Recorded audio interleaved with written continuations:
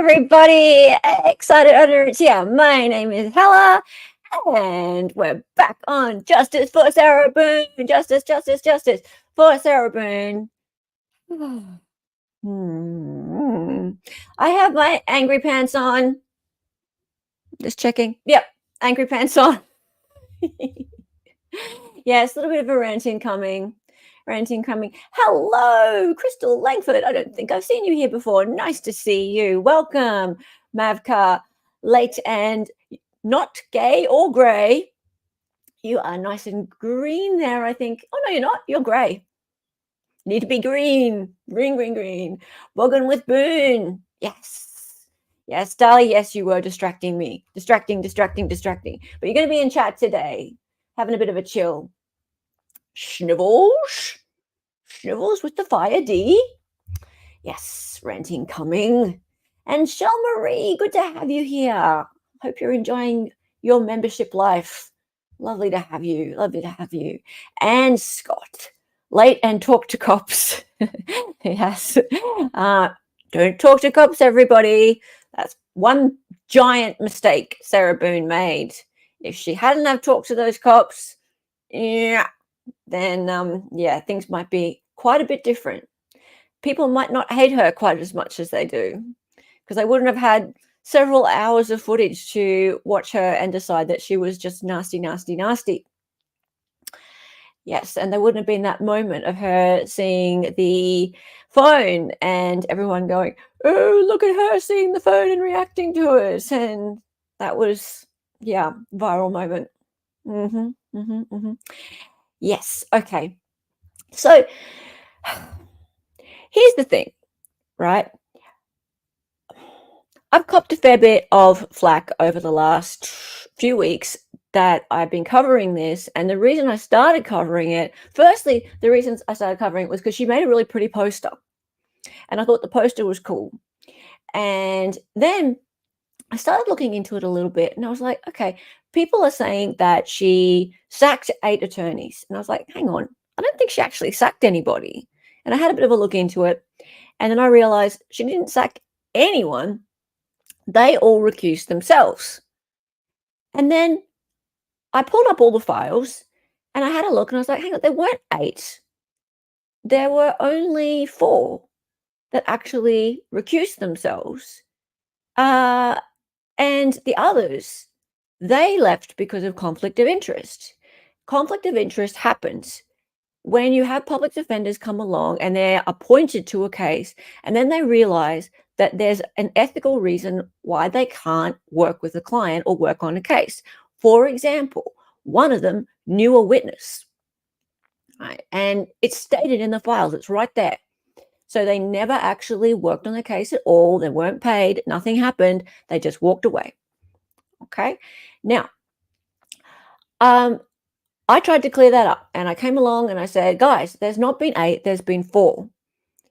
And people are all like, oh, you're defending her. You think that she's innocent. No. I'm like, 2 things can be true at once, guys. 2 things can be true at once. I also stated that I wasn't really that supportive of the way Judge Kranick came along and just waived her right to a public defender just like that. I didn't think that was very well done. His order, his 16-page order, which he keeps referring to, he stated that he warned her and there's not going to be like a long procession of public defenders, etc. And in a way, that's fine, right? He believes he's justified in doing that. And I'm sure that if it were to come to an appeal, he'd probably be fine. He's probably covered his butt on that one. But having looked now at another case of, I just covered this last week, of in Nevada, Judge Levitt talking to somebody who was willingly going pro se, that's Robert Tellis. She spoke to him for half an hour about the perils of going pro se. And he was a lawyer, actually, not a criminal lawyer. And she pointed that out. For half an hour, she spoke to him about, you know what? you're going to be in jail. You're not going to have the resources to prepare yourself for trial. And this wasn't 2 months out, right? This was not 2 months out. And he wasn't the most likable person either, right? She stood there and argued with him, and he was like, no, I'll be fine. I'll be fine. I'll be fine. She made 100% sure she warned him of everything that he was going to face. Judge Cranick didn't do that. He didn't do that with Sarah Boone, right? She didn't know what she was headed for. Now, the other thing is, she didn't sack these attorneys. She did not sack these attorneys. People are saying, oh, she sacked them. She burned through them, right? They recused themselves. And today, I'm going to talk about why I think that was. It wasn't because they hated her at all. These attorneys were private attorneys who were doing public defender work on the side, and that's quite normal. Wait till you see what they were being paid. You just wait and see what they were being paid. This is going to come up today, right? Now, when I restreamed the video of James, that's mentor lawyer, who went and visited her, he talked a lot about some stuff that wasn't in the meeting with her. It was about some background of how this system works with private attorneys who do public defender work on the side. When I say on the side, it's part of their practice, but they're on the register to do public defender work. And he said, the way it works is they try and give the same attention to their public defender clients as they do with their private clients.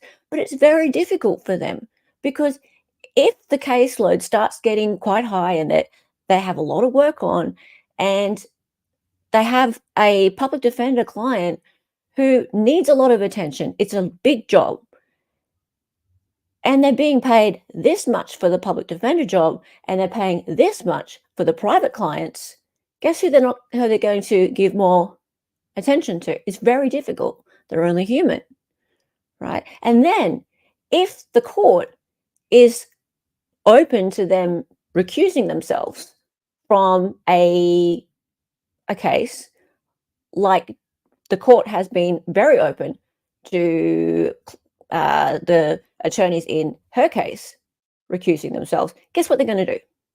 They're going to go in and go, you know what? She's too much trouble. Irreconcilable differences. Bye-bye. Yeah? 1, 2, 3, 4. Go on. Do you think it's because they hated her or because they just didn't want to deal with a case that was so time-consuming? It's a big case, and they keep saying it. All these boxes of discovery, all these hours of video. And she asked questions. She made the big mistake of asking for help. Right? I know she's not that fun to deal with. I know that. Right? But she asked for help. She expected people to get back to her. We're going to look at the figures soon. But we're going to get into it. Attorneys were sacked by Sarah? No. Hey, Casper. Darlie, stop it. Is it true they were sacked by Sarah? Hey, JMK, how are you? Yeah, and people keep saying it's because of ethical reasons. No, that's a really easy excuse. That's a really, really easy excuse. They didn't have to say why. If you look at their documents, they didn't say why. They didn't have to say why, right? And that makes them look really ethical, doesn't it? Makes them look like they did the right thing. Nope. Wait till you see the money involved. They were being paid a pittance. They were being paid a pittance. Yeah, you call BS on that? So do I. So do I. I reckon if they were being paid proper money, there wouldn't be any ethical issues. There wouldn't be any ethical issues. Maybe they hated her, but you know what? If they were being paid proper money, I reckon they wouldn't have hated her that much. Half Irish. Oh dear. Okay. All right. All right. Let's go. All right. So firstly, do I do her thing for the expert witness, or do I just get straight into this money? No, I've been talking about the money, so let's go with the money. Let's go with the money.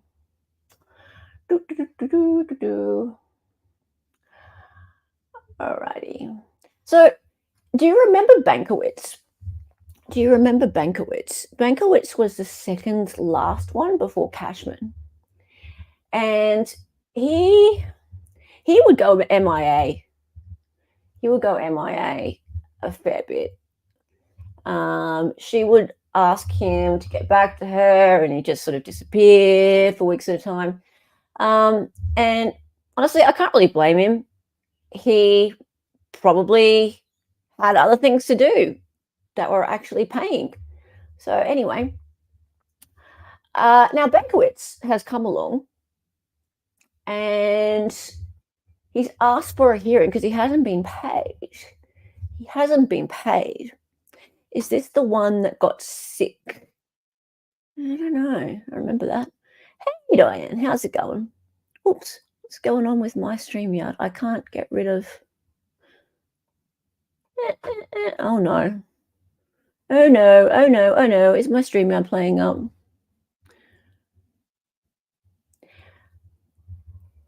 Just a second. Is everything working for you, guys? Let me know.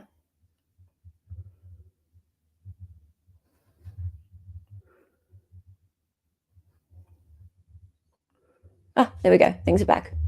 Things are back. Good. I just couldn't remove the comment that was on stream for a second. I was like, okay. Okay. So I'm going to share this other tab. Right. So Bankowitz. Now, motion for attorney's fee, request for hearing. So obviously Winston... Oh, sorry, not Bankowitz, Hobson. I'm an idiot. It's Hobson. Comes now Winston Hobson, Esquire, as the private court-appointed attorney in the above entitled cause, and files this motion for attorney's fees pursuant to Section FS and support thereof, states as follows. The undersigned Winston E. Hobson was duly appointed to represent the defendant September 8th, 2023. The undersigned is now billing on this cause because the case has reached final disposition in this representation. The Justice Administrative Commission, so that's the JAC, response to the billing was to object the flat fee amount of $15,000 for attorney's fees, and a hearing is requested. A copy of the objection letter is attached, and a copy of the order of 28th of June 2024 is also attached. The undersigned counsel represented the defendant from the date of appointment of February 9, 2024, when the court discharged counsel and appointed attorney Patricia Cashman. Yes, sorry, I had Bankowitz on my mind. So yeah, Hobson, he's the third of the fourth. So 3 of 4, and actually I've been vindicated, guys. There were 4, and the JAC has confirmed this, guys. There have been 4, not 8. There have been 4. Here's the third one. Hobson has come along and said, you guys owe me $15,000. $15,000 is how much was the agreed flat fee to represent her. Just think about that for a second. $15,000 to represent a murder defendant to trial. That's not much money. I can't even wrap my head around that's what they were going to pay a public defender, a lawyer. For how long did they think this was going to go on for? They don't care. It's a flat fee. It's a flat fee. So they thought it was going to be 5 weeks' work, Scott. They thought it was... So they're saying that they thought it was going to be 5 weeks' work all up for a murder case. What murder case ever goes just for 5 weeks ever? Wow. Beautiful work, waterfall. Like, no, maybe not 4 years, but they don't ever go that fast generally. Like, they go a couple years. They go a couple years generally, unless there's a speedy trial. Um, yeah, wow, that's really low. That's really low. That's assuming that everything just goes like clockwork, like absolute clockwork. Uh, Now, Scott, wait, you're right. That is what the JAC allows for, and that is what he signed up for. So, correct. That is what the JAC allows for, and if that's what these lawyers sign up for, that's it. And cool. Okay. And there's swings and roundabouts, I expect. I think there would be some cases that would go like clockwork, right? So, and they wouldn't all be murder. Maybe, I mean, I don't know the full terms. Maybe it's $15,000 set fee, and that's for all cases that are a certain level and above. And therefore, there are some that are much quicker and easier, and you can earn your 15K.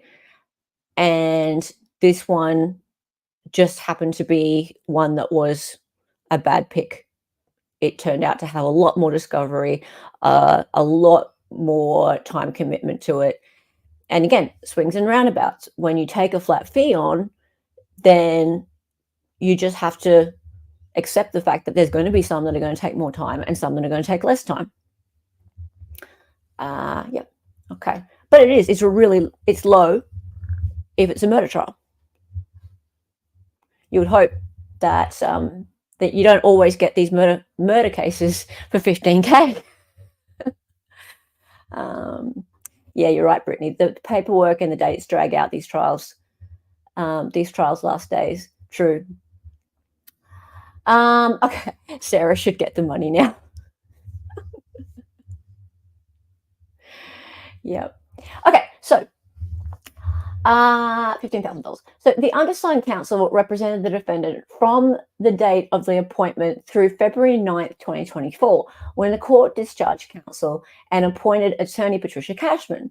Defendant now represents of herself after discharge of attorney Cashman. The order of appointment of undersigned counsel is on file with the JAC. The defendant was ordered to represent herself. Yes, we know. The defendant was charged in the above style cause with 1 count of second-degree murder. The maximum sentence the defendant faces is life imprisonment. 5, because of the length of representation in the case, the volume of the discovery, the witness list, and the complexity of the issues, counsel is seeking payment of the flat fee in the matter. The case involved voluminous pages of discovery, filing 2 or more bankers' boxes, photographs, numerous hours of audio and video statements in the case, viewing voluminous amounts of video material in the public domain, hours of consultation and discussion with an expert psychologist in attempts to develop defenses in the matter, letters to and from defendant, video and in-person visits with the defendant at the Orange County Jail, numerous consultations with the investigator, in-person visit at the jail with the investigator, Mr. Billy Lane. Tell you what, he's the unsung hero in this case, Billy Lane. He's a bit of a legend. Counsel reviewed numerous and very extensive letters from the defendant and did extensive review and research into legal matters, many at the defendant's request. Counsel spent no fewer than 200 hours on this representation. Okay. Counsel copied and sent over $400 copy costs of information to the defendant. Until a court order is entered, JAC will not refund this amount. Okay. Undersigned counsel has submitted a voucher to JAC for payment. Florida statute states a private attorney appointed by the court for the registry to represent a client is entitled to payment as provided in section 275304. Okay. Florida statute 275304 states the JAC shall review an intended billing by private court appointed counsel for attorney fees based on a flat fee per case for completeness and compliance with contractual and statutory requirements. The Commission may approve the attended bill for a flat fee per case for payment. An intended billing that seeks compensation for any amount exceeding that flat fee established for a particular type of representation as prescribed in the General Appropriations Act shall comply with subsections 11 and 12. Okay, so what he's trying to say is that you owe me the whole flat fee plus some expenses, which they're going to rebut that. But also we're going to have a hearing about it, which is fine. Yes, there's going to have to be a hearing about it because the JAC is not just going to come forth and give me the money like the court needs to. The court needs to make a ruling on that. If the chief judge or designee finds that counsel has proved by competent and substantial evidence that the case required extraordinary and unusual efforts, the chief judge or designee shall order the compensation to be paid to the attorney at a percentage above the flat fee rate.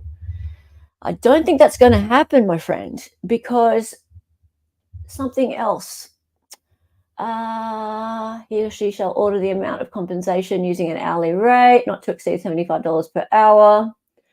$75 per hour is kind of low. Yeah. Undersigned counsel is attached and made a part herein the objection letter and order of the court. As a result of undersigned counsel's acceptance and work of the above style case and incredible demands of the case on the defendant. Interesting. As a result of undersigned counsel's acceptance and work on the above style case and the incredible demands of the case on the defendant, the extreme consumption of time and effort daily for the duration of the representation, counsel often had to set aside various work demands and other activities. Lost opportunities result. I wonder if that's a typo, or he meant to. Yeah, I wonder if he meant to say demands of the case of the defendant.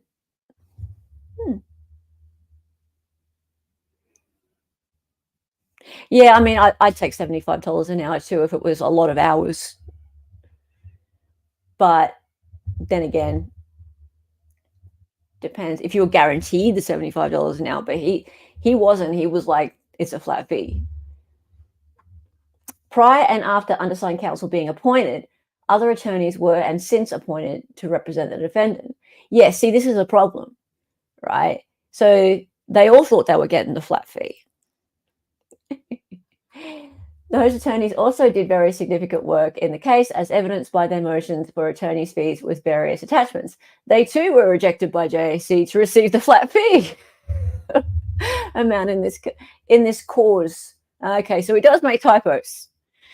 Because of what is outlined above and the work done by the attorneys, failing to pay each the flat fee would be confiscatory. I can't say that word. Shell Marie, yes, we're getting to that. And yes, she got denied. Okay. Wherefore, it is respectfully requested that the court enter an order approving the amount of $15,000 for attorney's fees, directed that the undersigned be compensated by the state of Florida, Justice Administration Commission, and for such other and further relief as the court deems just and equitable. Winston Hobson. La la la la la la. 16th day of August, Winston Hobson. Alrighty, so the JAC has come back. Brittany says the only way you would really make money is to bulk up and have multiple cases going at once. Pretty much, and to have them, yeah, you couldn't just take one and hope that it went well. You'd have to be, as you say, have a few and have them balance out and really hope that there'd be a few that went really smoothly. And occasionally you'd have one like this that just took up too much time, and you'd have to live with that. Like I said, swings and roundabouts. Okay. Beautiful Warrior says public defenders do have a lot of concurrent cases to juggle. That's why Sarah was so annoyed. Yeah, I mean, I get it. Like, I remember back when this is why I had Bankowitz on my mind. I remember back when, Bankowitz was assigned, she got very frustrated because he would disappear.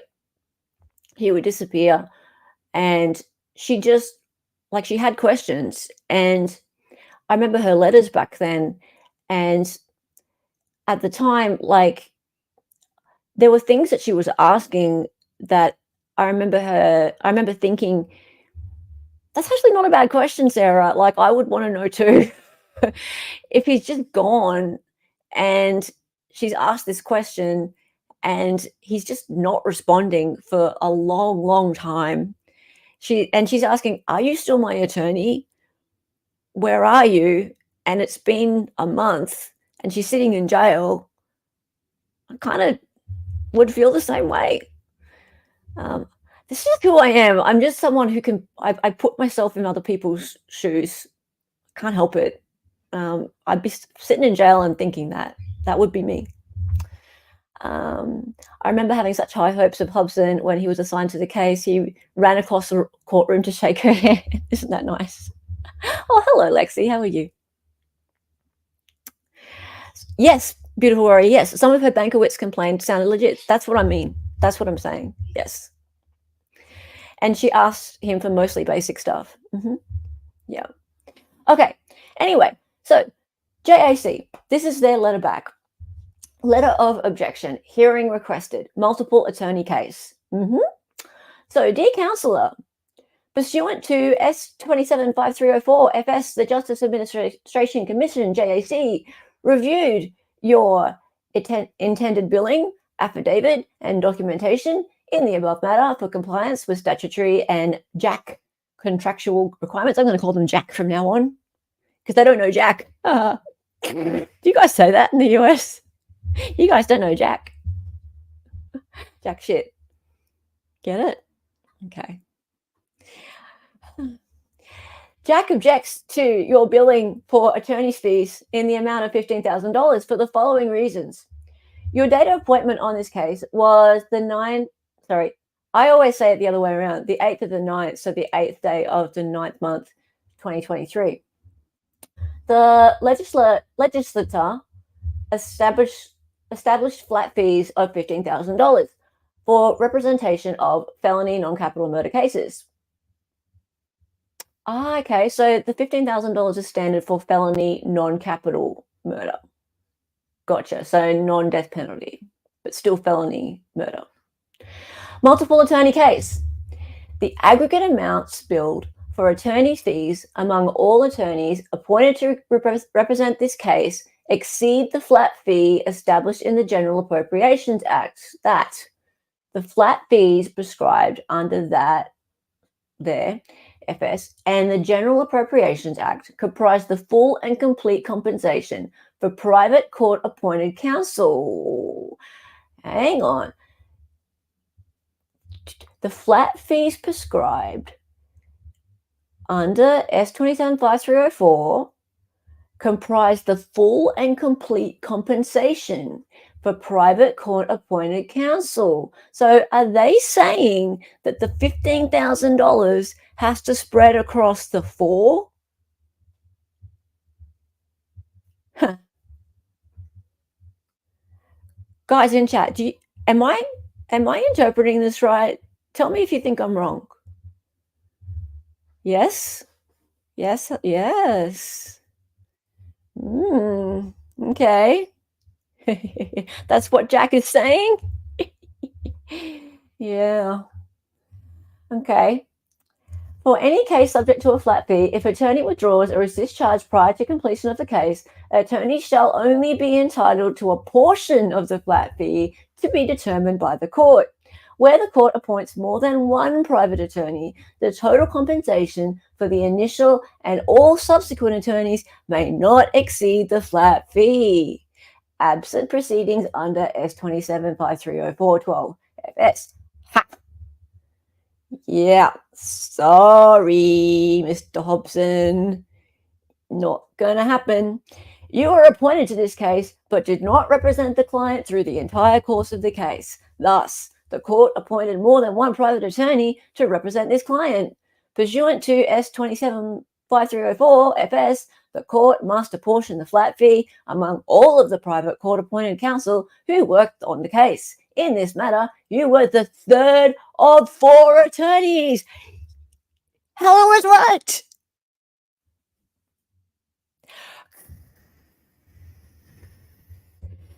And the crowd goes wild. Crowd goes wild. Crowd goes wild. Suffer, Hobson. Suffer. That's 3750 each if they split it equally, but they shouldn't because they all did different amounts of work. Different amounts. Yes.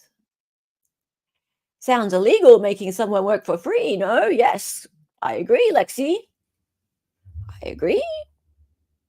Can Sarah use the 15K to hire her own lawyer?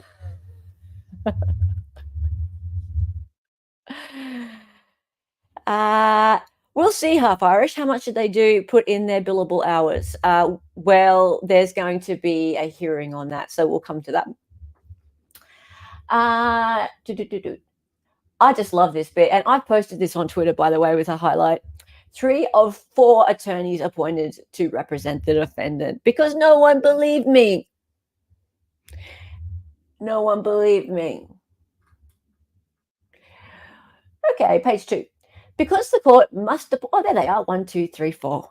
Haha, listed out. Because the court must apportion the flat fee amongst all private court-appointed counsel, the matter must be heard before the court in a single hearing. You will need to coordinate the hearing date and time with Jack and all attorneys listed below. Well, that's going to be interesting, trying to get them all in one place. In this case, the following private court-appointed attorneys must represent the client during, court-appointed attorneys represented the client during the following periods. All right, let's have a look at this.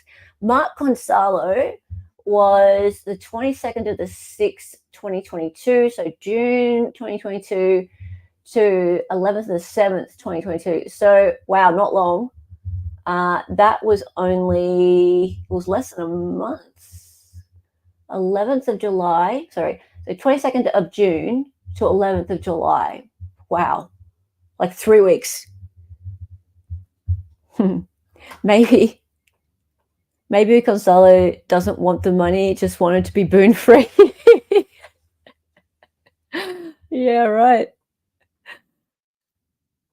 Hey MC, did Sarah Boone cause the state to overpay with attorney's fees?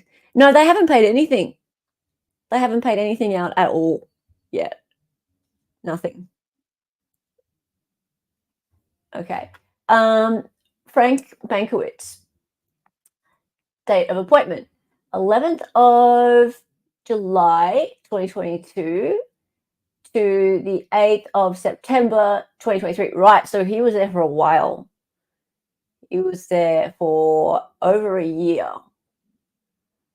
So he should get the most. He should get the most, you would think. Like this dude, you would think he would get the lion's share of it. He would get like, who's gonna do like a calc on what you think the proportions would be? Who's good at maths? Because I'm colors and shapes, guys. I'm a designer. Winston Hobson, the man in question.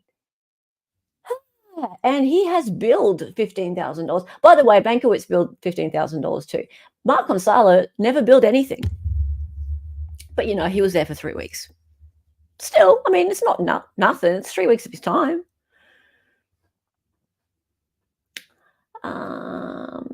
Okay. So, Winston, good old Winston, he was there from the 8th of September, 2023 to the 9th of February 2024. So a while. He was there September, October, November, December, January, February. So around 5 months. Around 5 months. And then Cashman, Ms. Cashman. Ms Cashman. Dates of appointment.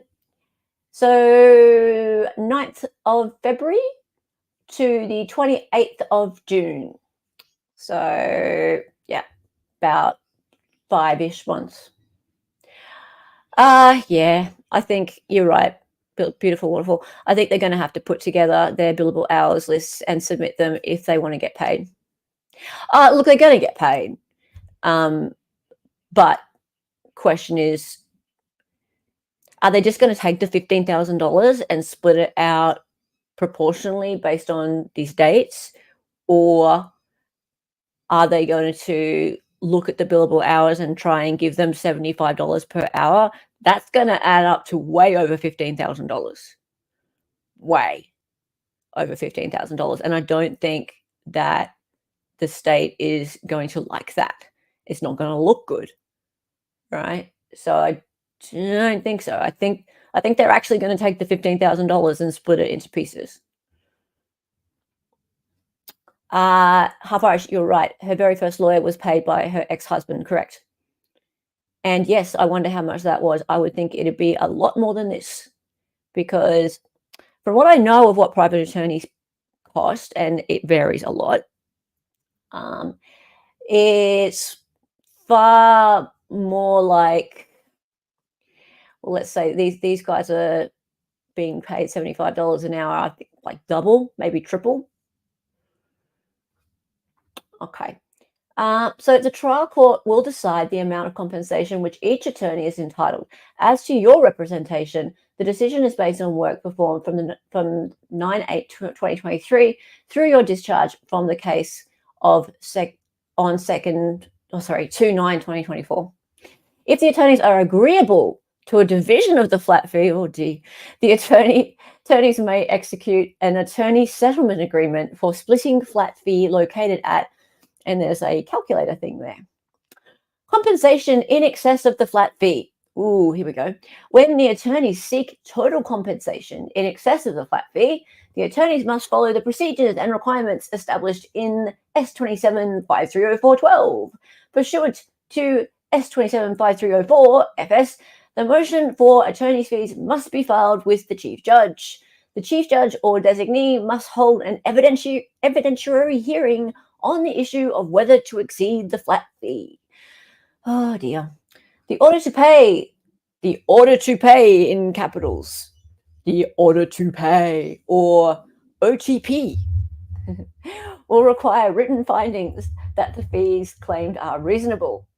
The order to pay must identify the unusual and extraordinary nature of the time and efforts associated with the representation, which warrant exceeding the flat fee, pursuant to S275304 FS and Mackinson v. Martin County.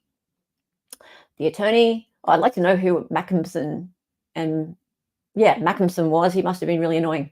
The attorney shall have the burden to prove the entitlement to attorney's fees, costs, or related expenses.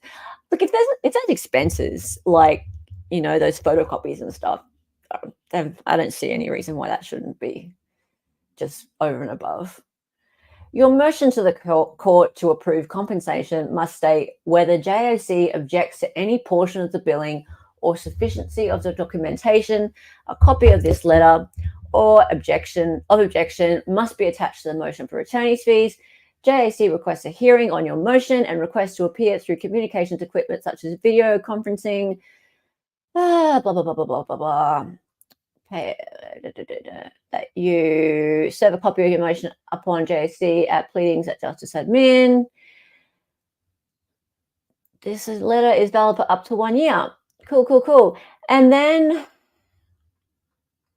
they've gone and attached the order by the judge, the 16-page order that the judge loves, the one where he told her that she is going to be going pro se, and it goes through all of the history of the lawyers. So that goes and puts that onto the record with this stuff about the compensation. So that's why it's a 23-page document, because it's got the 16-page document in there as well. The judge is very proud of the 16-page document. Yes, I know the order. I know half Irish. Beautiful Waterfall knows everything about this thing. If the money public defense gets is broken and stupid, should match up to the prosecution's costs. Look, I would love to know how much the prosecution is spending on sending this chick to jail or prison. Because I tell you what, this is a pittance. I guarantee this is an absolute pittance compared to what they're spending on this case. But we don't find out that, do we? So everyone out there is all like, oh, how much money is this costing? How much money are we spending on her defense? How much money are we spending on her? Maybe slight, tiny little sliver of a chance of having a fair trial, which is not going to happen. Well, tell you what, it's like a penny compared to the money that the state is spending on their case against her.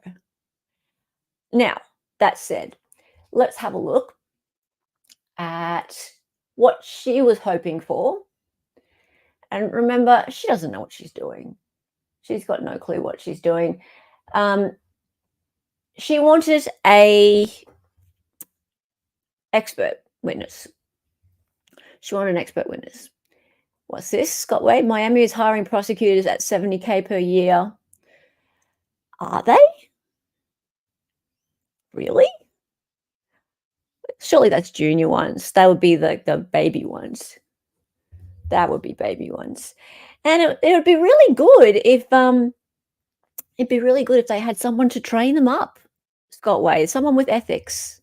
But hey, shame. Shame. This is the first time you thought about the money, Mimsy? Yeah. Well, people out there are talking about it now a lot because of her asking for money. Her asking for money for this expert witness. And it's just interesting that it happened to be the same day or two when this other document dropped about the salary or flat fee for Hobson. So timing was interesting, wasn't it?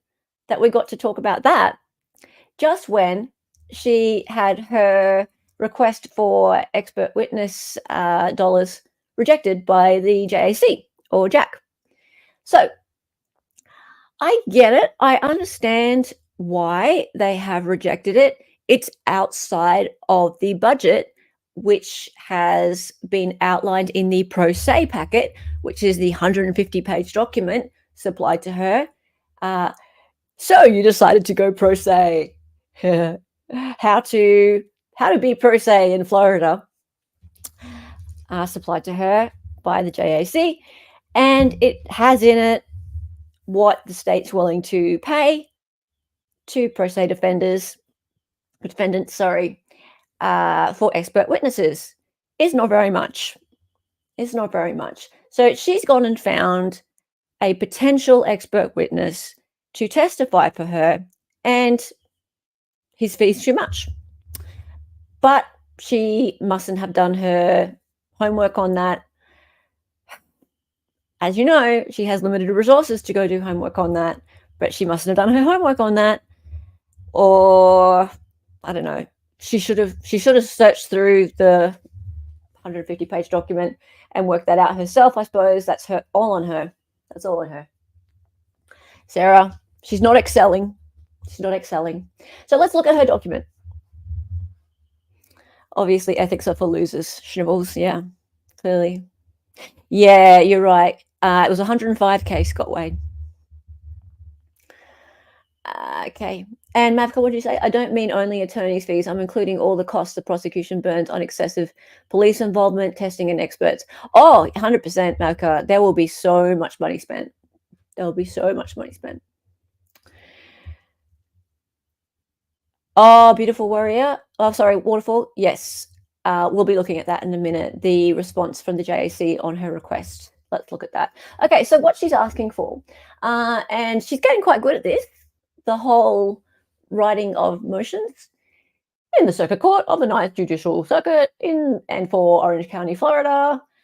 And no, she's still doing this by hand because someone doesn't have a word processor or a printer or internet. Did you see Hearsay for Days yesterday, guys? I showed a clip from Peter Tragos, lawyer you know, and he is now saying that the state should be providing her, or the court should be ordering that she have apps on that laptop and internet access. And he's very influential. He tends to have around 10,000 people in his chat every night, and they follow him. They're agreeing with him now. Ha. And he's right. He is right. This is ridiculous. This is ridiculous. Good on you, Peter, for pushing back. Okay, comes now the defendant, Sarah Boone, by way of pro se, respectfully moves this honourable court to enter an order authorising the state of Florida to incur costs of the following discovery expenses. Reasonable fees for a neuropsychologist. These services include the reviewing of documents and physical evidence.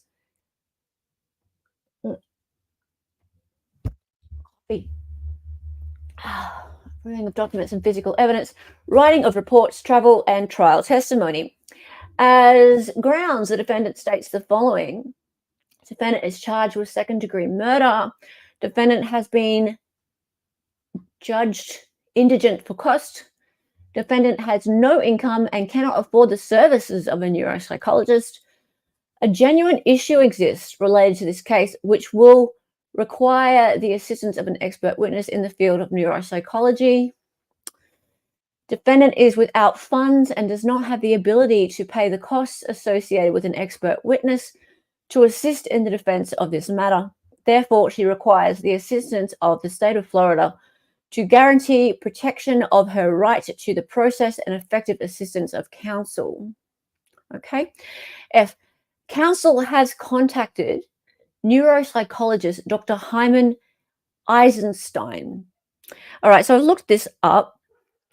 He has testified once before in the penalty phase of a trial. So clearly the person was already found guilty, and penalty phase being arguing actually for the state for this person to receive the death penalty.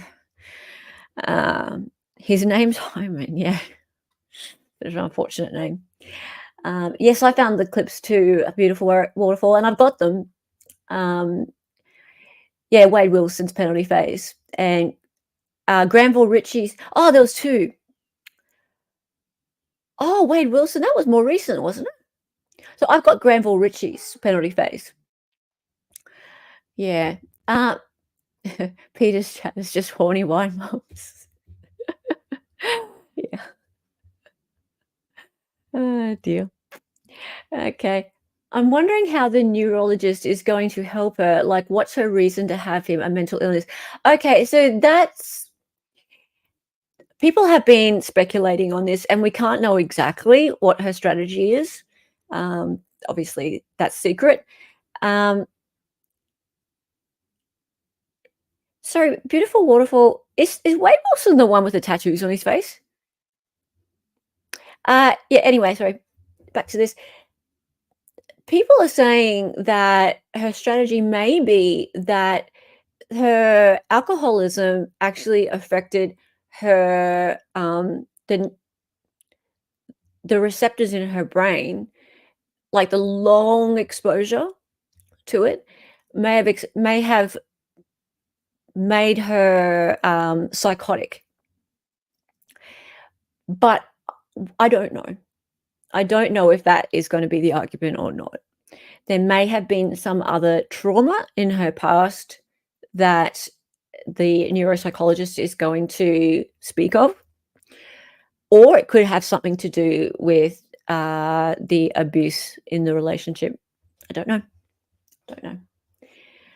Oh, that one. Yes. Wade Wilson. Ah, that one. Okay, interesting. Okay, I didn't know he was testifying in that one. Okay, so yeah, we'll have a look at him in a moment. But okay, so defendant intends to engage the services of Dr. Hyman Eisenstein. Dr. Hyman Eisenstein graduated from the University of Chicago Division of Biological Sciences, the Pritzker School of Medicine in 1982. He works in Miami Beach, Florida, specializing in psychology. Defendant seeks permission to allocate funds for Dr. Hyman Eisenstein's services at a rate of $300 per hour for all work performed on the case except travel time billed at $125 per hour with an initial cap of $15,000. Yeah, she should have known she wasn't going to get that. Plus reimbursement for all reasonable and necessary related expenses, including but not limited to travel expenses, lodging, meals, mileage, postage, shipping, okay, and document reproduction, and is a service provider with the JAC. Okay. Defendant cannot properly prepare for trial until expert analysis is complete. Okay. Defendant has attempted to request this evaluation through her previous appointed attorneys without success based on several factors, to include the attorney not being able to locate the proper specialist in this field of neuropsychology, the willingness of the neuropsychologist to work the case, and the authorization of the JAC to pay for said neuropsychologist. Wait a minute. Is she saying that this actual expert has said that he wasn't willing to work the case, or was she talking about a different expert? She must be talking about a different expert, because why would she even try and contact this one now? This is not clear the way she's written this. This sounds like she's talking about him, but why would she go and try and find him if he said he wasn't willing?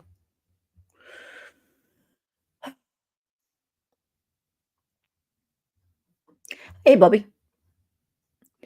SB really should only defend herself. Seems crazy of her to expect anybody to defend her given the evidence. She needs a defense only a wackadoo can make. Oh, Bobby, you've been listening to all the people spouting Kool-Aid. Hang out here more. Hang out here more. How are you? How are you? Defendant believes that her pattern of behavior stems from a lifetime of mental and physical abuse. Oh, here we go. And believes that she cannot have a proper defense without a neuropsychologist who can evaluate her exposure to this trauma. Ooh, there's a clue. A neuropsychologist specializes in understanding the relationship between the brain and behavior. Given the complexity of the defendant's mental health history, it is critical to assess her cognitive functioning and mental state to determine how these factors may have influenced her actions. Wherefore, the defendant, Sarah Boone, by way of pro se, respectfully requests to this honourable court in conclusion for payment of costs and appointing neuropsychologists to assist the defendant in preparation of the defence. Okay. So, specialize in understanding the relationship between brain and behavior, exposure to trauma, mental and physical abuse. Okay. So, I mean, she's looking for mitigating factors. And she's not giving away much regarding what that is going to do for her strategy. But, I mean, fair. If a neurologist gets involved, then a physical brain degenerative condition could be pinpointed, hence scans, which are typically ordered by a neurologist. It's a neuropsychologist, though, Casper. I don't know if you mean the same thing. Not sure. What's M2? No rational person can think she is guilty of M2. Oh, murder 2. No, but why the hate, Mac? Oh, dear. Just imagine being public defender and you get this case. Holy crap. Well, this is actually what we were talking about earlier, Bobby. Like, they as a public defender, they don't get paid very much, right? And it is a lot of work. Like, it's just a lot of work, regardless of whether you like her or not. I don't think public defenders or defenders in general have to like their clients. It's not about liking them. It's about defending them because the Constitution, don't mind me, I'm an Australian, but the Constitution is for everybody, whether you're likable or not. So, but more so, people have to support themselves. People have a job to do in order to support themselves through life, like Maslow's pyramid of needs. The basic ones at the bottom are, food, shelter, all that kind of stuff. And these people who are lawyers, that's their job. They are private attorneys and they're also public defenders, and their private clients pay an awful lot more than their work as public defenders. And if this job of defending this woman takes up far too much of their time for the amount they're being paid, and they can recuse themselves and just cite irreconcilable differences, why the hell wouldn't you? Why wouldn't you? If it's that easy to walk into court and go, well, this is taking up too much of my time. I don't think that she can work with any attorney. I'd like to recuse myself. And the court just goes, okay, bye. And everyone goes, oh, fair enough. She's insufferable. Everyone just drinks the Kool-Aid. And here I am using a US term, drinking the Kool-Aid. Okay. So, certificate of service. Look at her. Look at her go. She's gotten really good at this. Okay. Now, let's look at the response. JAC response.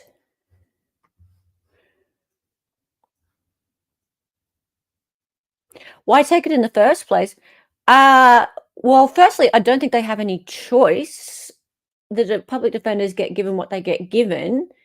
And then if they really hate the idea, they try and find a way that they can claim conflict of interest, which 4 of them did. But why take the case in the first place? Why not? Like, if it looks on the surface like it's going to just be a plain old second-degree murder trial, but then just turns out to be like a lot more work. Brittany, I was surprised too how easily they were letting these people walk, right? Like, especially Miss Cashman. Like, I watched that one. I watched her recuse herself, and she didn't, like, Sarah didn't say that she wanted her to recuse herself. She was willing to keep working with her.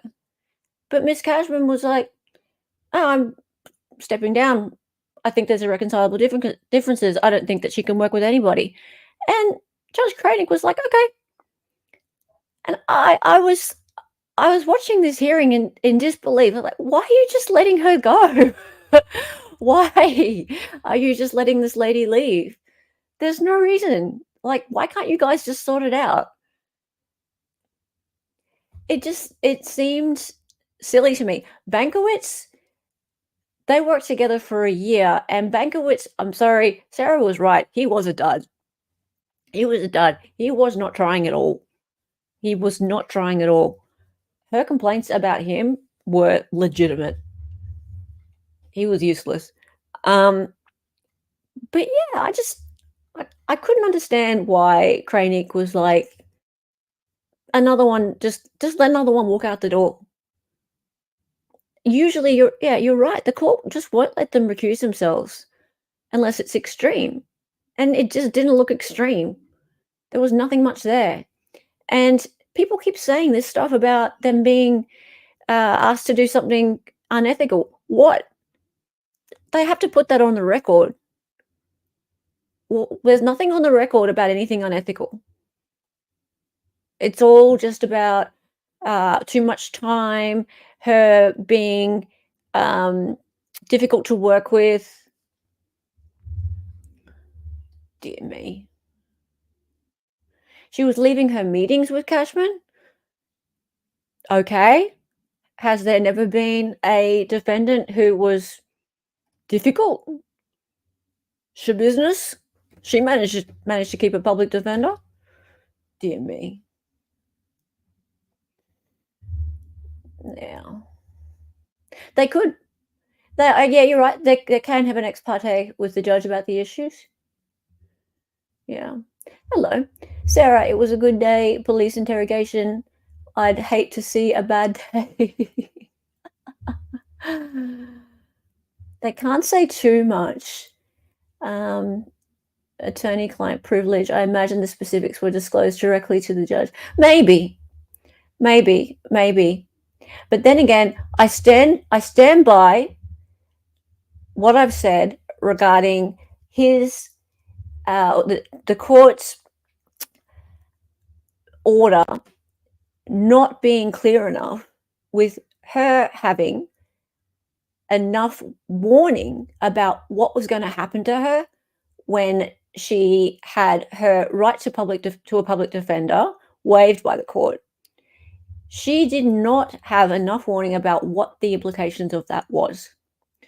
The fact that she was going to be without any resources, in jail, incarcerated, with only 2 months less to go to trial, no internet, very little access to any working equipment, and no phone,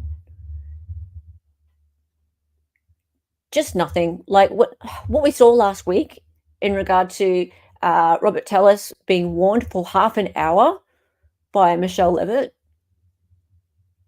that just blew my mind. And he was a lawyer, and that was him actually wanting to go pro se. Anyway, let's keep going. So this is the JAC coming back from her request for the expert witness. So in the Circuit Court of the 9th Judicial Circuit in and for Orange County, Florida, comes now. Jack, by and through undersigned attorney, files this response to the above cited motions as follows. The defendant is seeking authorization for $15,000 at a rate of $300 per hour services and $125 per hour for travel and specialized mental health expert. Based on JAC's records, the court previously authorized $3,000 at a rate of $200 per hour for a defense mental health expert. Yeah, okay. JAC may only pay for due process costs pursuant to sections 29.007, 27.4, 27.5304 Florida statutes. Hang on, I'm just going to zoom this up a little bit more for you guys. Okay. So we're coming up to the part you're not sure about, you're not clear on based on how it's worded. Okay, cool. Let's have a look. Beautiful waterfall.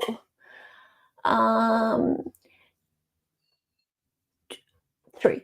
As directed by section 27.425 Florida statutes and the General Appropriations Act, all due process services are subject to the Florida statutes and the JAC contract, policies and procedure.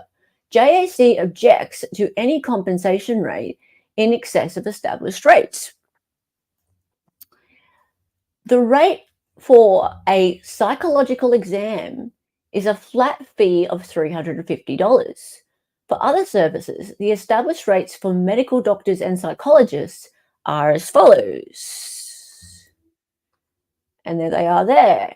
In court testimony, $170 for first hour or less, $170 per hour thereafter. Waiting to testify in court, $85 per hour. Waiting to testify deposition, $72.50 per hour. Travel time, $72.50 per hour. Out of court services, $160 for first hour or less, and $160 per hour thereafter. The defendant has the burden to show the particularized need for an additional mental health expert. The defendant needs to show the services of the expert is necessary for the defense of the case. What do you mean additional mental health expert? So, oh, hey, old line. I do agree that the consequences of her actions should have been made more clear. And since we have landed here, she needs all the resources. They are not giving her those. Thank you, old line. Thank you, old line. Ah, man, I love having you here. Love having you here.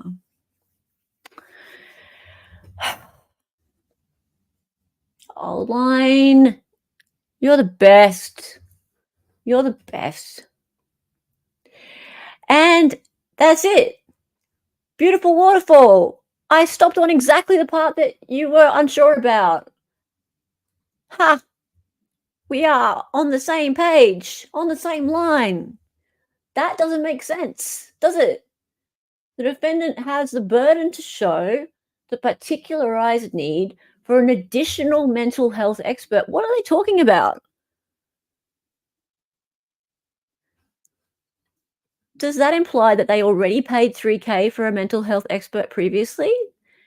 But she didn't. But they said earlier they approved it. Wait, let's go back up.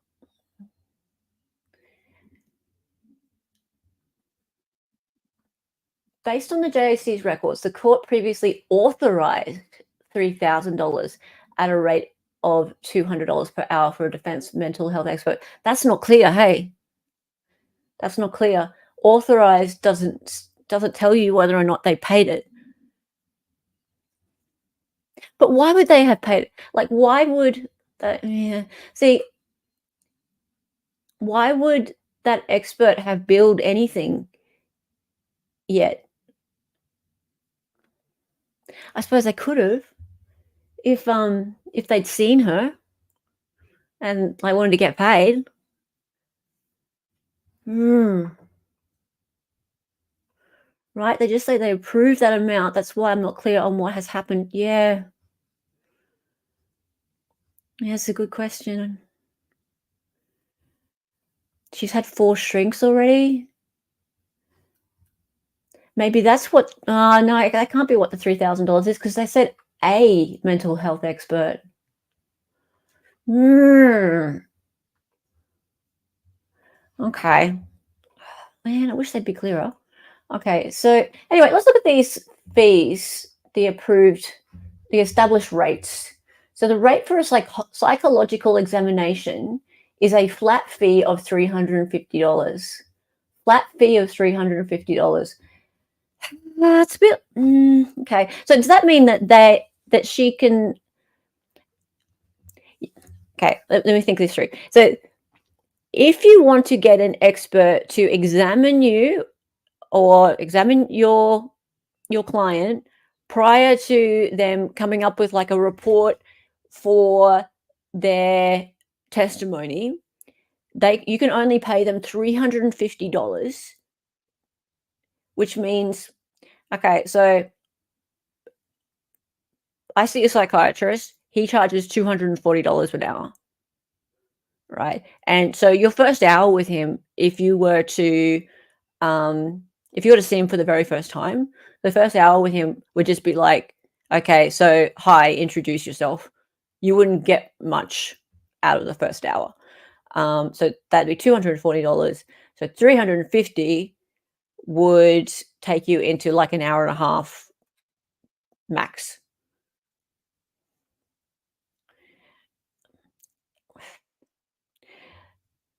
Yeah, okay. I don't know what it costs over there to get someone with some qualifications in neuropsychology to examine somebody. Guys, help. She asked for that money February 25 through Cashman, I expect. Yeah. Okay. I'll go back and have a look at that. All right. So $350. So that would mean you would hope to get your entire examination done in one sitting. It's asking a fair bit. In court testimony, 170 for the first hour or less. All right. So they're saying that basically she can have $3,000 for an expert. All right. And she should have known that. She should have read it in the pro se packet before asking.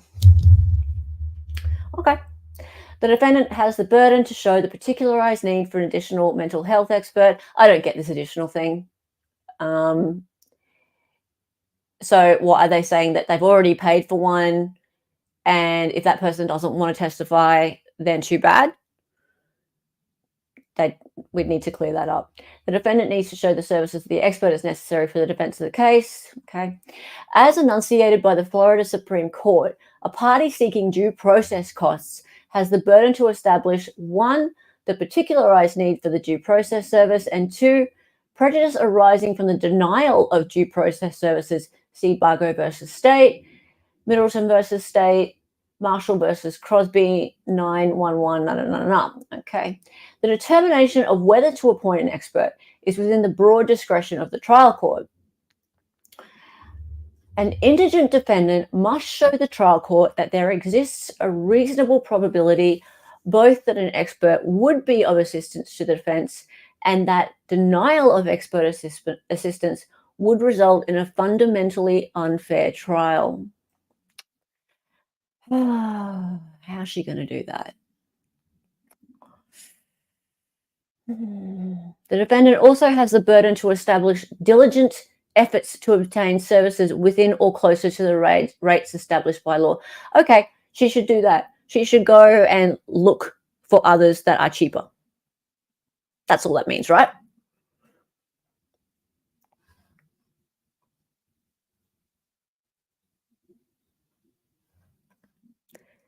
This is why Sarah is kicking lawyers. She needs to keep getting new psych evaluations until she gets the one she wants. She hasn't kicked any lawyers, Scott.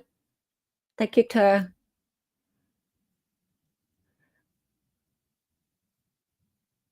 But I get what you're saying.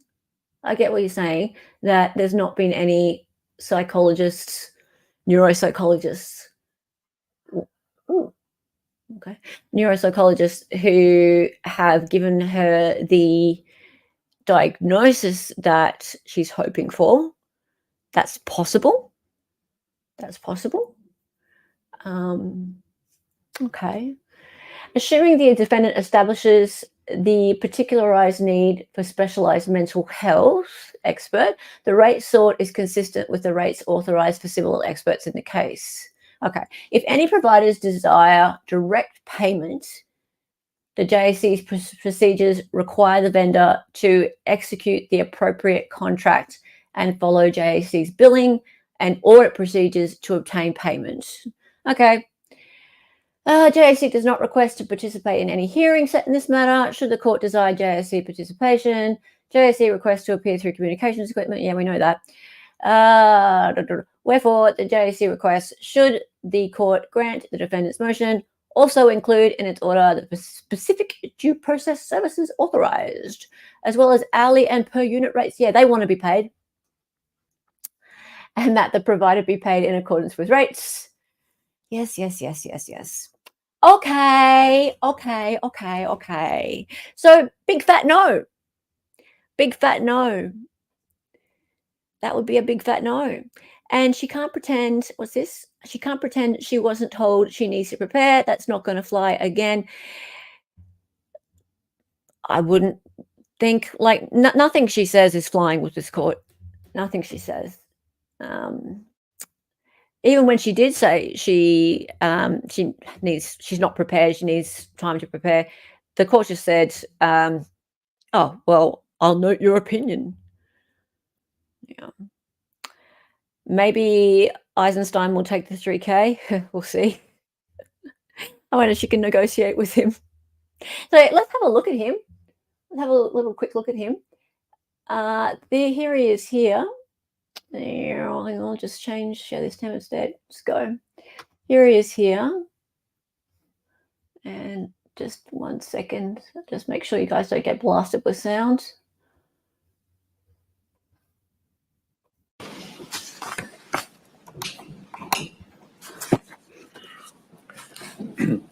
Dr. Hyman Eisenstein, clinical psychologist, neuropsychologist. Dr. Eisenstein, at this point, if you could tell me what a neuropsychologist or clinical psychologist is, what is that? A clinical psychologist is an individual that's licensed in the state of Florida. I have my PhD, my doctoral degree. Clinical neuropsychology is a subspecialty of clinical psychology. It's the study of human behavior, and neuropsychology specifically is the study of brain behavior functioning, how the brain functions, the cognitive abilities of an individual. If you could tell the jury, please, your educational background to get to the occupation that you... I have an undergraduate degree from Israel Torah Research Institute in Hebrew literature. I have a double master's from the Loyola University of Chicago in counseling psychology and administration and supervision and education. I obtained my PhD from the University of Health Sciences Chicago Medical School. It's now called the Rosalind Franklin Medical School. In 1982. I did both a pre and a postdoctoral internship as far as my training is concerned. Can you tell the jury about your internship training? So my pre-doctoral internships, I spent 1 year at Fairfield Hills Hospitals, a large state psychiatric hospital in Newtown, Connecticut. I did a postdoctoral internship at Yale University. It was the combined West Haven, Yale University epileptic seizure program for surgery. And that's where I did a postdoctoral internship in clinical neuropsychology. Are you a licensed psychologist in the state of Florida? Yes, I am. Okay. And do you have any board certification? I'm board certified from the American Board of Professional Neuropsychologists. And where is your office located? My office is located in Miami Beach, Florida. And do you have any, in the course of your occupation, do you have hospital staff privileges anywhere? Yes, I'm currently on staff at Mount Sinai Medical Center in Miami Beach, Florida. And oh, we can get her into hospital. That's cool. Okay, so he looks like a learned fella, maybe a little bit of a nerd. Wait, he's Jewish? I never would have noticed. She wants him to do brain scans. Don't know. Like maybe we were talking earlier about whether she might have thought that he was a neurologist, not a neuropsychologist, which is different. But who knows? What's this? Like, I realize she doesn't know a lot about how to proceed, but she definitely had an idea of what she wanted the lawyers to do. And she definitely had awareness of a lot of the discovery. Yes and no. I feel like an awareness of it is not the same as actually having it when there's that much of it. And it can all be used against you in court. That's a different thing. And thanks for being here, Badger Witness. I might be being unfair, though. I can't decide. Lol, I'm conflicted. Fair. That's completely fair. And so you shouldn't have to decide. This is why I get quite worked up about these things, because people feel the need to decide whether someone's guilty before a trial has even started, before evidence has been presented by both sides, before an argument has been presented by both sides, even before the state has finished presenting their side, which is supposed to be, it's supposed to convince you that they are guilty, not the other way around. They're not, it's not supposed to be that that you already think that they're innocent, that they're guilty, and then you're like, oh, hang on a minute, maybe they're innocent. No. So people just they feel like, and I'm not you, badger witness, but they feel like they have to make their mind up so fast. It's like, I'm withholding judgment on this, guys. I withhold my judgment until like the very end. The very end. And you know what? Like, if I get to the end of this and I'm like, you know what, I think she murdered him. It's not even manslaughter, it's murder. I'm not gonna feel like I made some giant mistake. It's no big deal. Cool. Fine. That's justice. That's how it's done. It's all right. Like, cool. It's exactly the way it should be. Right. She's not supposed to have a burden of proof at all. No, she's not. But yeah, people just get so tied up in this idea of, I have to make my mind up, and so said this, and so said that, and no, she's guilty. And then the trial starts, and it's like, oh, but now you have to back down on that. And backing down on something is so difficult once you've said out loud so many times that she's guilty. Then you feel like you look silly. Yeah. All right. The other thing I just wanted to show you guys before we finish up is this. So if you missed it yesterday, notice of filing, notice for prison break investigations, Mr. Lane. Oh, we love Mr. Lane. He's great. What a good guy. He made sure, well, I didn't actually report this yesterday on his Safer Days. I reported the next thing, which is her inmate behavior notes. We'll get to that in a sec. But Mr. Lane very kindly made sure that her discovery got hand delivered to her, because it's a problem. The fact that things are going in the mail still, goodness me, why? This is stupid. So on Friday, August 9th at 8:45 a.m., investigator Billy Lane attended a hearing for Sarah Boone before the Honourable Judge Michael Kranick. Investigator Lane was in possession of 2 boxes of discovery material, which he digitised. During the hearing, Investigator Lane took possession of thumb drive and provided by the state containing electronic discovery. Additionally, the court requested the investigator Lane transfer the depositions of Scott Lowen and Chelsea Copethal to a thumb drive. The court then instructed investigator Lane to hand deliver the 2 boxes and 2 thumb drives to Orange County Jail. So this is just putting all that stuff on the record. Later that day, at approximately 11:30 a.m., investigator Lane drove to Orange County Jail, made contact with Major Muhammad. He released the 2 boxes and the 2 thumb drives to Major Muhammad, informing him that the items were legal documents for inmate Boone, and this communication was submitted via email August 10, 2024. All right, so I know this is a bit late, but he's just putting this stuff on the record, and it's now in the court files. So now we have a filing here by Judge Kranick. He is just saying that happened. IMS record for Orange County Jail memorandum done and ordered, that he saw that happened. And we have some inmate behavior notes. Very interesting. Do you remember our friend who we did a stream on, who went to visit her? That was, his name on YouTube is Mentor Lawyer.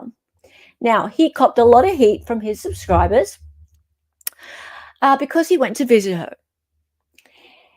Let's see. Thumb drive discovered. This part, very interesting. Oh, hey, Umbronze, how's it going? Alrighty. Okay, so inmate Boone was called out for an attorney visit in FDC B dorm. This is at 10:22 p.m. 10:22 p.m. Inmate Boone stated, "No, I don't have an attorney. I had too many random people coming to see me because of my case. I took the paperwork from the attorney and delivered the paperwork to inmate Boone." So very, very unusual. At 10:22 p.m., there was a visit from an attorney. Now, on the next day, on the 8th of the 8th, at 12:11 a.m., inmate Boone was advised that at approximately 21:59 that she had an attorney visit. Inmate Boone requested to know who the attorney was because that she had no attorney assigned to her. Inmate Boone stated that she does not feel comfortable visiting anyone that she doesn't know because crazy people have been reaching out and scheduling visits with her, claiming to be someone they're not. Inmate Boone was notified that the attorney's name was James Wyszkiewski. However, due to inmate Boone's delay in response on whether or not she wanted to meet with him, he dropped off her case files and departed. He has her case files. Inmate Boone mentioned that she has met with him previously and that he traveled from Tallahassee just to meet with her. It was explained to inmate Boone that we are not responsible for his departure. She was notified of his presence and her delay in response resulted in his departure. Sergeant Moreno was made aware of this information. This is for documentation and informational purposes only. Let's see if there's anything else of interest here.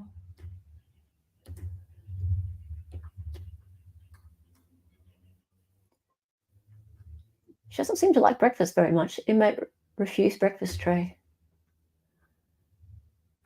Okay. Right. Guys, do you remember him? Where we restreamed his stream about going to visit her. Now, he is James Wyszkiewski. He is on YouTube known as Mentor Lawyer or True Crime Deep Dive. People are saying that the reason that he is going to visit her is for clout. He's not getting much clout out of this because he's lost subscribers over it. His comment section was all just people hating on him for going and visiting her, to a point where he actually turned off his comments. And then he hid the video, put it in his members section. And then apparently he had also put his video on his, because he's got two channels. He's got one called True Crime Deep Dive, and he has another one called Mentor Lawyer. So he took it away from his lawyer channel and he hid it on his True Crime Deep Dive channel. You can still view it if you want on this channel. It's called Sarah Wants and Needs a Lawyer. It's in this playlist. Anyway, little plug there. But he can't represent her. He is retired. He says the reason he wanted to go and visit with her was to get her opinion as to why she believes that she should get a lawyer, needs a lawyer, and to try and help her, but not to solicit her in any way to, like, he doesn't want to represent her. But he's met with her a few times now, and he didn't say much, let's say. I'm just going to go back into this. He didn't say much about what she said. He did speak a little bit, though, about what we were talking about earlier in the stream, and that is the whole play between priorities with public defense work and private work for attorneys who have both of those things on their plate.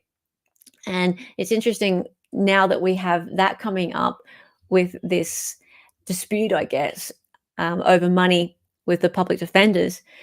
Now that's a topic, it's making me think back to the stream that Mentor Lawyer did, or James did, and he talked about that. And at the time I was like, why is this relevant?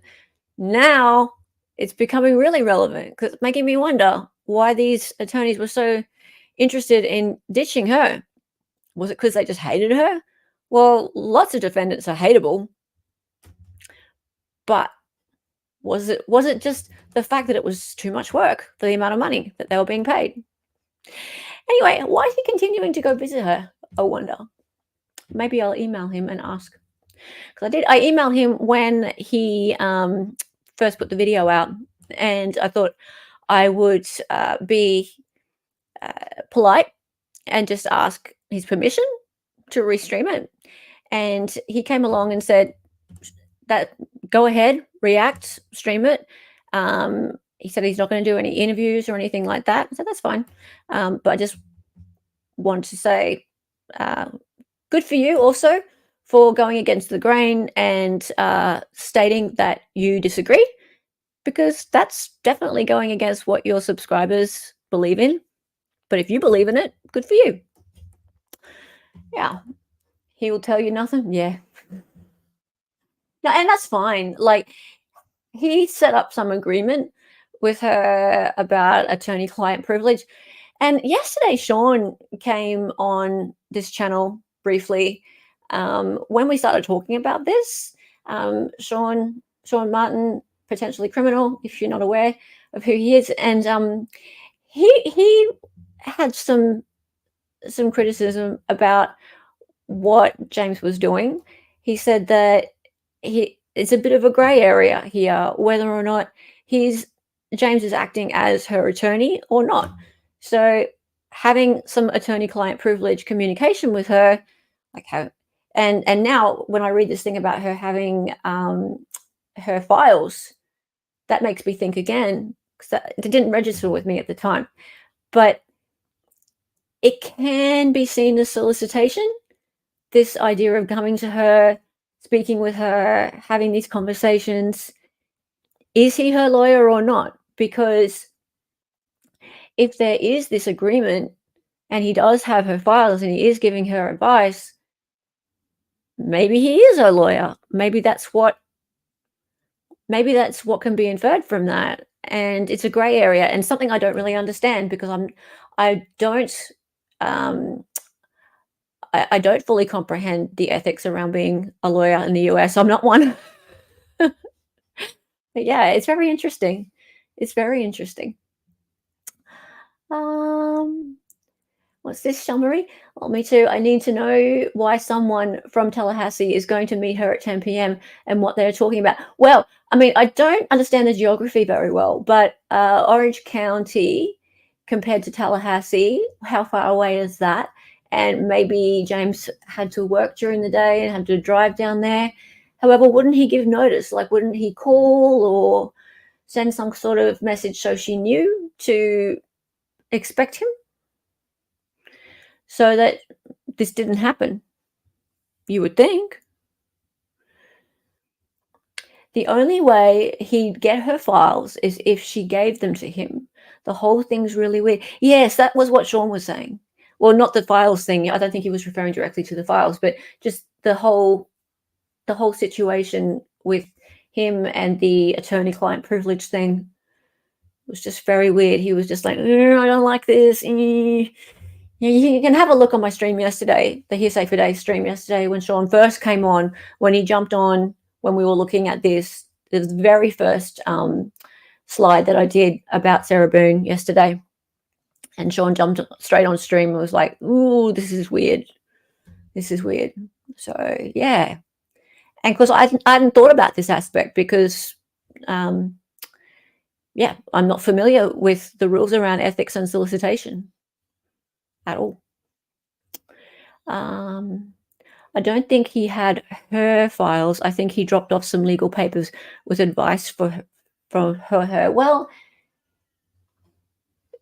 Boone mentioned that he had met with him previously and that he traveled from, I'm just looking at what the notes are here. He dropped off her case files is what it says.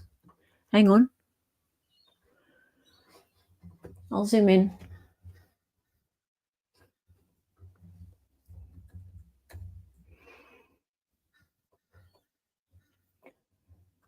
He dropped off, oops.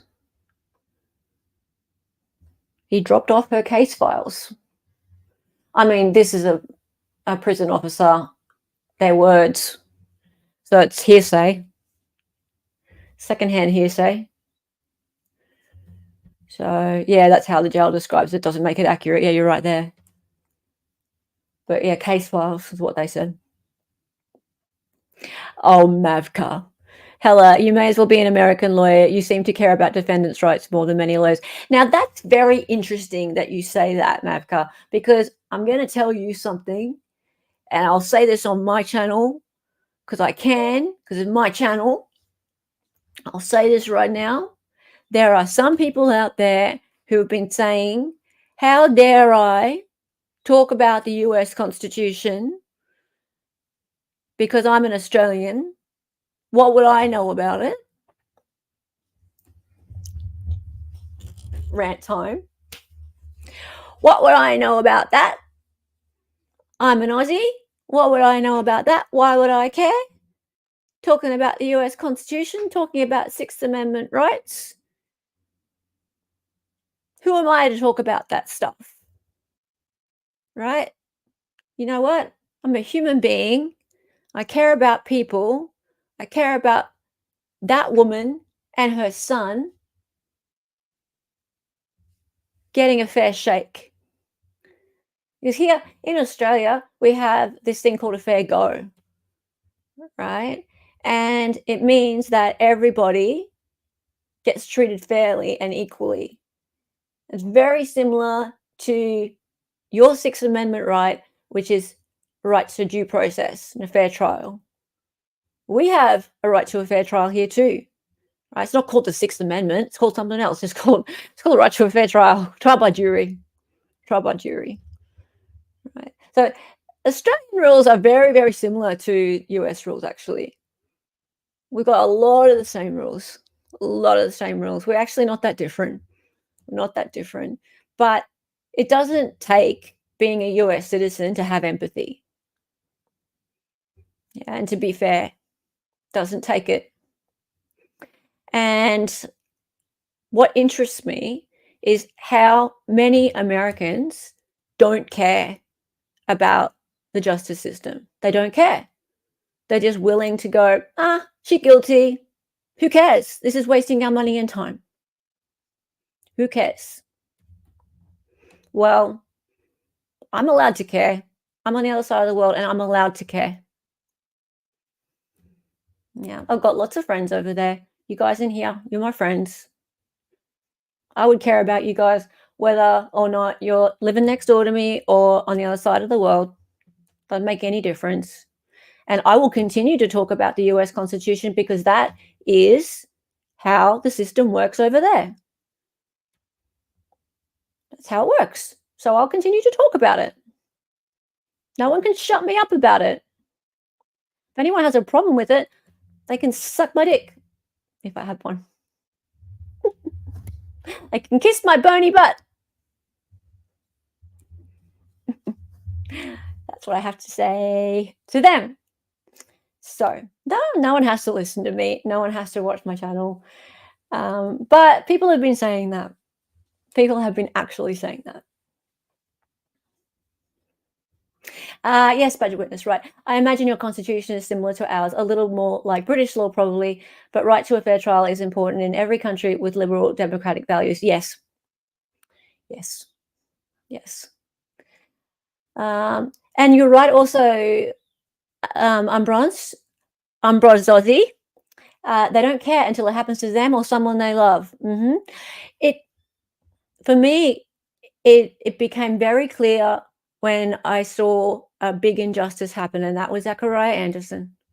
When I heard the jury verdict of him, this makes me emotional, of him being judged guilty of first-degree intentional homicide, and my gut just fell to the floor. And I wasn't expecting it. I was just not expecting that moment to happen. So many of us weren't.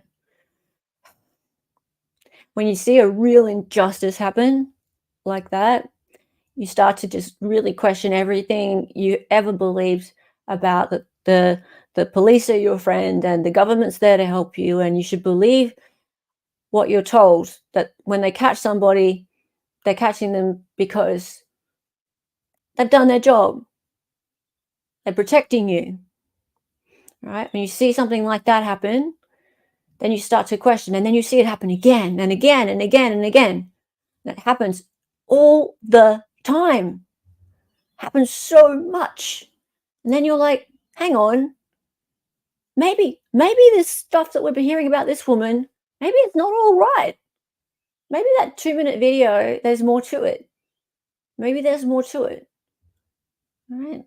So, like, I'm not stupid. I know that she sat there whilst he suffocated. I get that.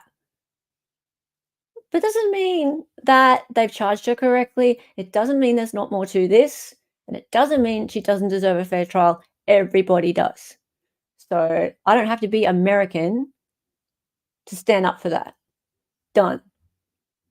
Done. Yeah, Zachariah brought a lot of us together. Really did. Okay, that's it. That's it.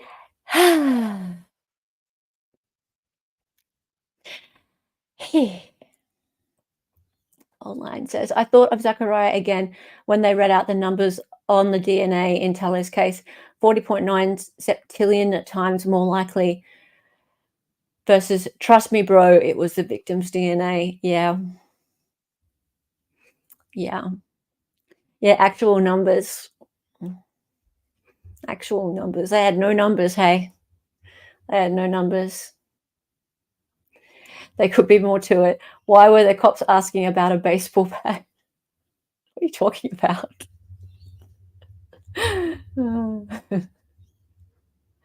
Murder 2 will be a stretch. No, it won't be. She'll get done for murder 2. Sadly, half Irish, it won't be a stretch. She will get done for murder 2. She will. Just because you did it doesn't mean you're guilty, or the other way around. Just because you found guilty doesn't mean you did it. Ghost. I've been meaning to make a short on this, but Mavka. George's cries for help literally matched the tone he called her with in the non-life-threatening situations. Yeah, people are going to hate me for this, but I started making a video on this and I got distracted when he was arrested and he goes, Sarah, Sarah. It's exactly the same. Now, that doesn't mean that she didn't sit there and watch him being suffocated, but it's something. What's this, Jean-Marie? Oh, Hella, I appreciate your good heart and time you put into these cases. Oh, you're so sweet. Thank you, Jean-Marie. I love having you around. By the way, guys, if you're a member and you have not clicked through to the Discord, please do. It's underneath the membership tab. And there is a link there under perks. If you click on perks, there's a link there to the Discord. Make sure you click it. We have some great conversations in there. We have a chill zone where you can talk to each other, just have hangouts and chats. And we try and catch up at least like once a week, once a fortnight. All right, that's it. Also, I have a stream coming up maybe tomorrow. I'll see if I can put it up today on Corey Richards, because I think there might be some shenanigans going on in that case as well. Corey Richards, the lady who wrote the book about missing the father, because he had 2 little boys and he was supposedly poisoned. Apparently, she put some fentanyl in his cocktail, a Moscow Mule, and then he died. And then she wrote a book about her kids missing him. And of course, she's guilty, because that's what everyone says. But that would have been really dumb of her, wouldn't it? A little bit too dumb, maybe. But yeah, she might be my next justice for Corey. Let's see. Cool. All right. Yes. Lovely. Okay. See you guys. Have a great day. And it's time for my song. It's time for my song. It's time for my song. Time for my song. Her name was Helen. She was an Aussie. She was a fake lawyer from the future. She got on YouTube and made some live streams. Her co-host is Donnie and she dances sometimes. The words are always so loud, and because she's an 808.